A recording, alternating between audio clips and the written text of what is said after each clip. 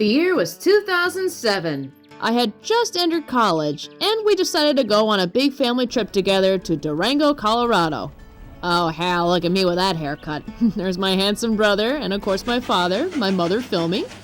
And we were on our way to ride the Durango and Silverton Railroad. The scenic beauty that graces this railroad has no comparison. We couldn't have asked for better travel weather either. The railroad runs along the Animas River at the base of mighty mountains that are usually snow-capped, and through beautiful dense forests where all sorts of wildlife live. Some people say that if you listen really carefully, you can hear C.W. McCall and John Denver singing together. I'm just kidding. The railroad was founded in the early 1800s to haul ore out of the town of Silverton. But there was no economical way to get the ore out, and that's where the railroads came in handy.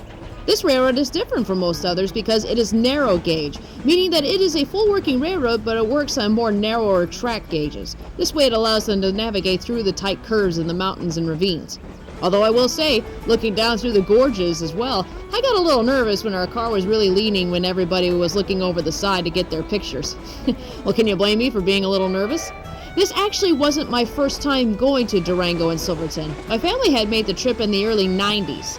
But this was a nice way to celebrate going to college as well as rekindling fond memories of our youth.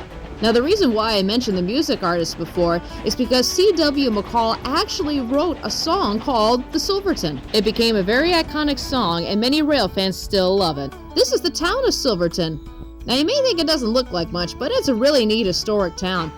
What's also unique as we look at the engines themselves was that this is when all the engines on the line were still burning coal. Now they have all been since converted to oil. But you know something? It's still neat when I watch these videos, I can still smell the coal smoke coming from the stacks. The engine that pulled us on this trip was number 482 and still runs to this very day. What is also unique is at the end of every train, there is also a little speeder car that runs along behind it. This little car is what is used to keep an eye out in case there's any wildfire started from a floating cinder or a passenger's cigarette butt. Yes, sirree, they take very good care of this line. This line was almost threatened with abandonment many years ago, but Charles Bradshaw Jr., a Florida citrus grower, actually came to its rescue, and now it is a very thriving railroad. Now, instead of profiting on ore, it is now profiting on tourist dollars.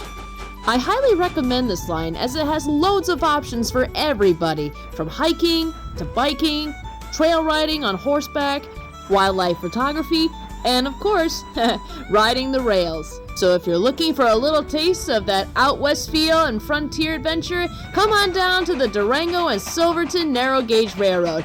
They have a variety of ride options from open air cars to coach seats, and they also have private cars and even a dome car. So what are you waiting for? Book your trip to the Durango and Silverton Narrow Gauge Railroad today and enjoy an out west adventure with the whole family.